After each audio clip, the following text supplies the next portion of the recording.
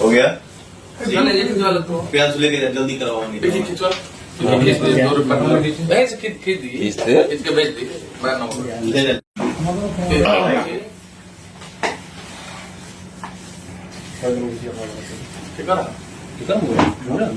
भोजपुरी के शेर पवन सिंह यानी काराकाट क्षेत्र से लड़ने वाले हैं निर्दलीय, और पगड़ी बांधकर इनको मैं सम्मानित कर रहा हूं। इस वक्त के सबसे बड़ी खबर आरती न्यूज पर।